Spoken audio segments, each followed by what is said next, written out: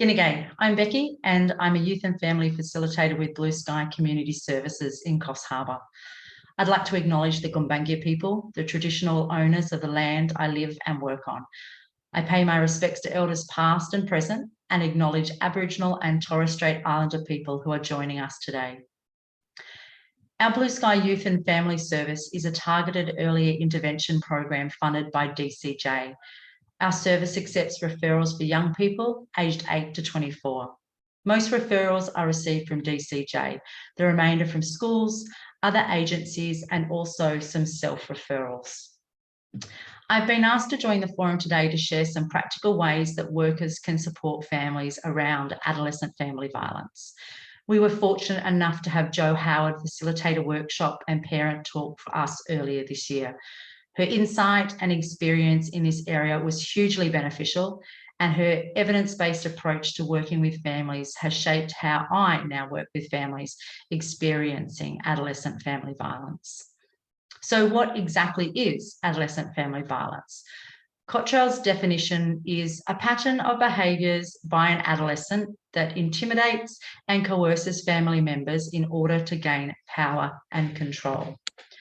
I won't go into all the statistics, but they do show that the victims are usually single mothers. Approximately 65% of the perpetrators are young males.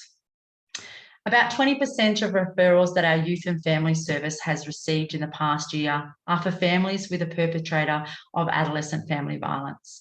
In all cases, the parents or carers of these young people have reached a point where they do not know what action to take. When they ask questions like, what do I do? Or what have I done wrong?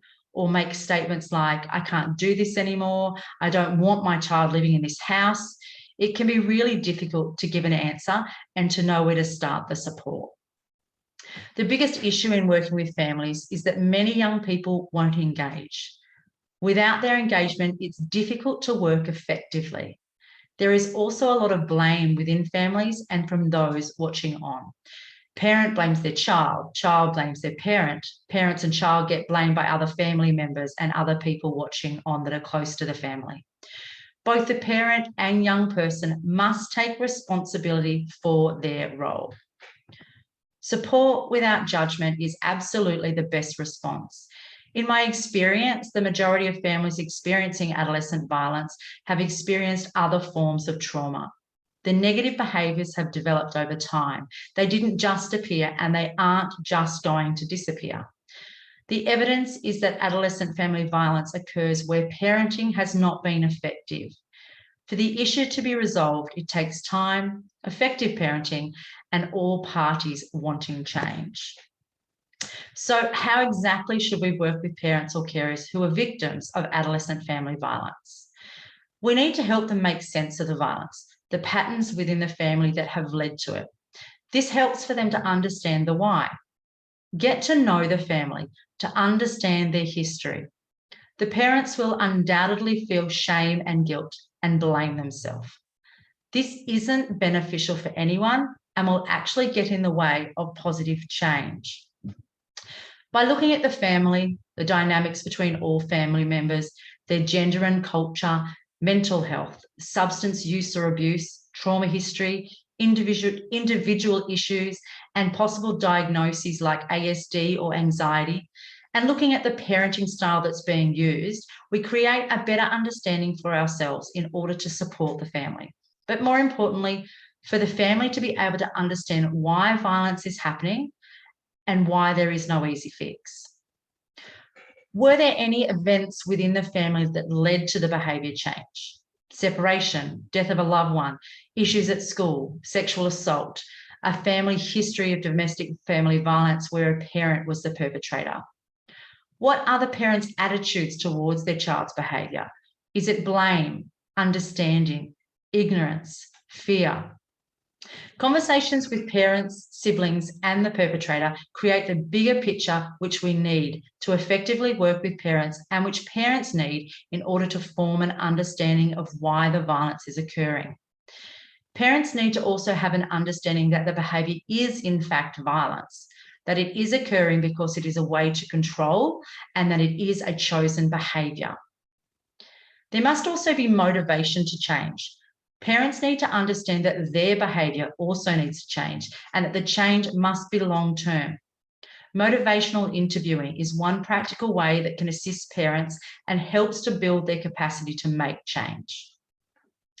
The next practical step is ensuring there is a workable risk assessment and safety plan in place for the family, including any siblings.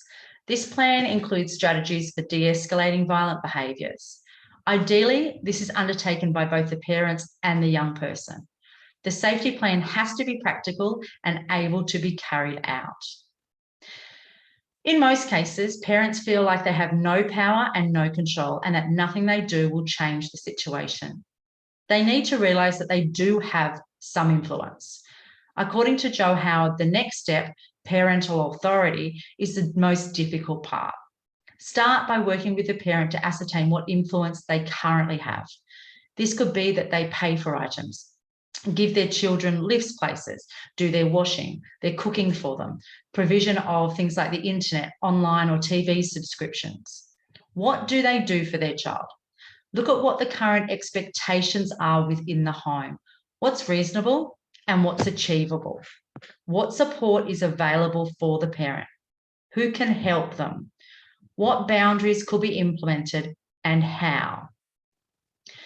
Parenting style is important, and evidence has shown that in these situations, a supportive parenting style is key. That is not an easy change for many parents, especially if they don't know what that looks like. This means building an understanding between the parents and the adolescent of empathy, how their behaviours are impacting those around them, listening to each other and communicating effectively, building their own emotional intelligence and responding to behaviours without criticism. All of these skills will take time to build, but are crucial to improving relationships. Specific work on conflict resolution, anger management and impulse control, communication, and managing emotions will help. There are parenting programs which can assist parents to build their skills. Often we hear parents say, I've done all these parenting programs, nothing works. They aren't the answer. They're a tool to be used along with many other tools and supports. Our Youth and Family Service facilitates the Tuning into Teens program, and there's much beneficial and practical information that is of use within the program for parents who want to support their teenagers to develop strong, healthy emotional intelligence. Self-care is also important for all involved. Mental health support, mindfulness, exercise, healthy socialisation are all important tools which will support every single family member. The last resort options are to follow criminal justice interventions and look at the use of apprehended violence orders and how they may assist. This is not an avenue that anyone wants to see a family have to use, but there are times when it's necessary. As I'm sure you are aware, there are no quick or easy solutions for families experiencing adolescent family violence. Work with families is long-term and intensive. Involve as many services and create as big a support network as you can for every family member. The big picture of helping create or restoring a healthy family environment is definitely worth it. Thank you. And if you'd like any further information, please don't hesitate to contact me at Blue Sky Youth and Family Service.